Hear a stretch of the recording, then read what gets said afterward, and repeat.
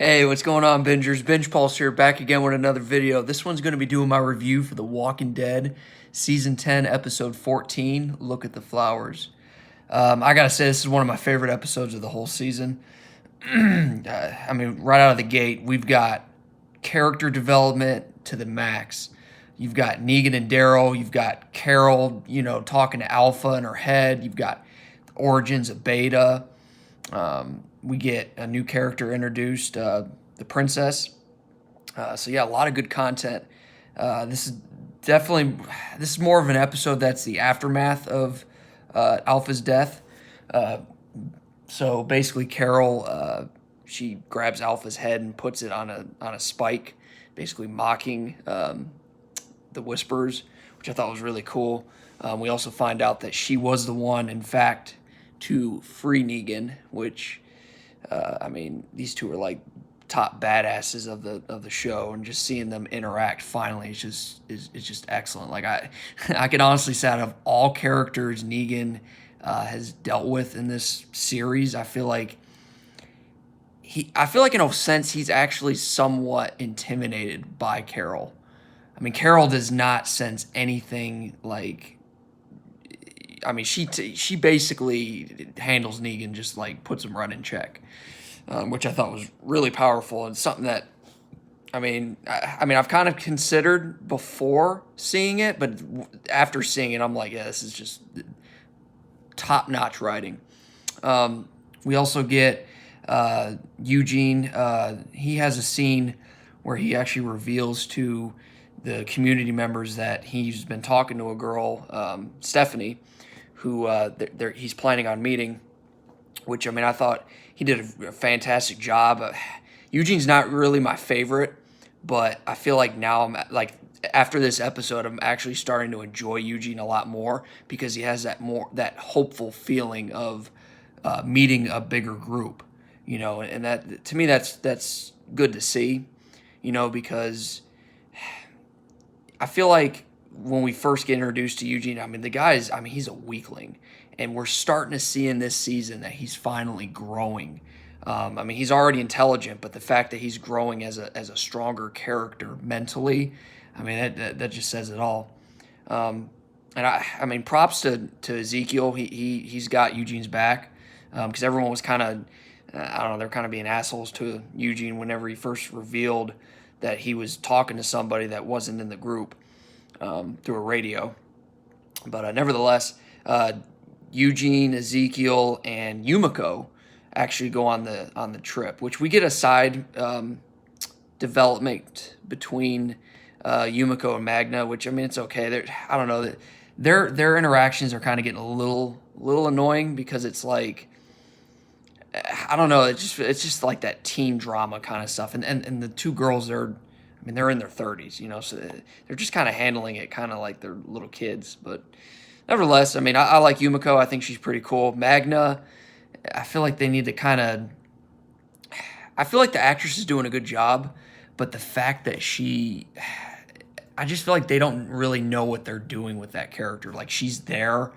I got a weird feeling that Yumiko at some point is going to die, and Magna's going to be like this revengeful. It's ironic. She doesn't like Carol, but I feel like she's like the next generation of Carol. You know what I mean? Like, she's going to lose like a bunch of people. Like, she's going to be the last one standing. But regardless, I digress. So we get Eugene and Ezekiel and Yumiko. They go on their little mission. And, as you guys know, Ezekiel's still ill. So he gets attacked by a zombie, and, because he's sick, he's like coughing, and, he's, trying to defend off the zombies. And at some point, I forgot, he says goodbye to Jerry, which I feel like that's kind of foreshadowing one of them is going to die. I don't think it's going to be Ezekiel, but I got a feeling Jerry's going to go. He's connecting with too many characters in that show to where it's like, okay, this guy's going to be the one. He's basically like the Dale of season 10. You know what I mean? Like, he's the one that everybody, he's like the friendly guy, the jolly green giant, and he's going to die. And then like Magna and Ezekiel, and just everyone's just gonna be sad. But I'm gonna make a separate video for that one, so stay tuned. Um, but yeah, okay. So my favorite part of the whole episode is definitely Negan and Daryl. At some point, once the Whisperers find out that Negan killed Alpha, they like basically praise him. So like these two Whisperers, with one of them's got like one of them sawed-off shotguns, and he's like, yeah, praise the new Alpha, and Negan basically gets Daryl to get on his knees, and then just like turns on on the Whisperers and just like kills them, which I mean, that was freaking awesome. I just love Jeffrey Dean Morgan as Negan. I feel like I don't want to say that there's a replacement for Rick, but I actually think like he's that character. When you see Negan, you're like, oh shit! Like you stop what you're doing and watching the episode. You know, like you're in complete like concentration on what he's saying, everything. But him and Daryl, they have good chemistry together. I like that feeling of um, that they don't like each other. Negan likes Daryl, but Daryl hates Negan. It's obvious he put him in a jail cell, and I mean, every time I see those two together, I think of that fucking Easy Street song, and I hate it. But yeah. So, anyways, they get a few interactions, which was kind of cool. Negan kind of explains to Daryl that, hey, I still like the power, and you guys took it from me, and that was, it's typical Negan, but it was pretty cool. We get some Carol, she's like wandering in the woods, and like Alpha comes back as like a, voice in her head. And me personally, in a writer standpoint, I wouldn't have actually had Alpha walk around and follow her. I feel like that, I don't know, it's just a little too like saturated. I would have rather have had her like voice over. I think that would have been cool. And then just have Carol just kind of like looking around and just build more of that paranoia versus just, having Alpha sitting, physically there. Just, I don't know, it just kind of took away from it for me. It was a little too silly. But another favorite part is definitely Beta. We find out confirmation that he was actually once a singer. He actually goes to like one of his old areas where he actually performed. So we know Beta's local. So the Whisperers, I feel like Alpha well, I know Beta for sure. He's from that area, Virginia, but maybe Alpha traveled from another state. I don't remember like from the flashback them confirming where they were at. But yeah, so it's kind of cool to see like that, even though they're like, when you first watch them, you think that they're like people that have like came from all over the world. You got one that's actually local. Like he stayed around. So that was kind of cool. Get a good like confirmation. But yeah, we see like a lot of like an emotional side of him. Like he rips his mask off, like half of it, and he's kind of crying a little bit, like you see that emotion in him where his music's playing in the background and he's just like seeing all the zombies like getting hoarded together. I mean, you see a broken man. I think a lot of people, when they see Beta, they think of like, he is kind of that comic book type character. So it's kind of cool that they're actually bringing out his his backstory. And I really like it. I mean, Ryan Hurst does an excellent job as Beta.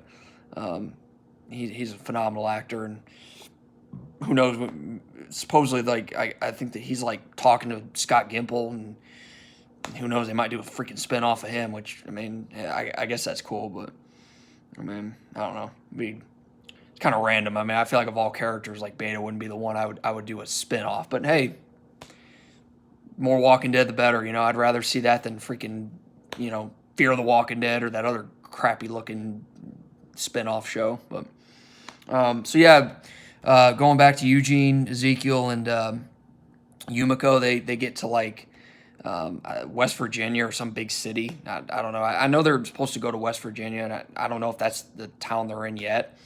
But they meet the princess. If you guys don't read the comic books, she's basically like this like Hispanic, like wearing pink and like purple hair, got a machine gun. She's another one of those characters like kind of like Beta and Eugene, where they're kind of like real like comic booky type characters. They're like something you like when you see these characters, you're like, okay, this is definitely based off of a comic book. Like you're trying to tell me like, you know, it's the end of the world and you're like dyeing your hair purple. Like, get the hell out of here. But yeah, I mean, she looks like she's, you know, going to be an interesting character. I know a lot of people don't like her in the comics because she's real like annoying and shit. But you know, you got to have those characters. So you know, it's cool seeing her. I mean, and at the end of the day, like it is good to see a machine gun again. You know, so. But yeah, guys, I mean, overall, the episode was great. It's definitely one of my favorites. I mean, I give it a 4.5 out of 5. I mean, this is what this episode here is the reason why we watch The Walking Dead. You know, character development, just to the roof. I mean, God, I wish Rick was here. I mean, hell, I wish Michonne was here at this point. I mean, they're leaving at a bad time. I'm telling you. Like, I know they're moving on, but come on, man. This is it right here. Anyways, guys, tell me what you think of the episode. Like and subscribe. And until next time, keep on binging.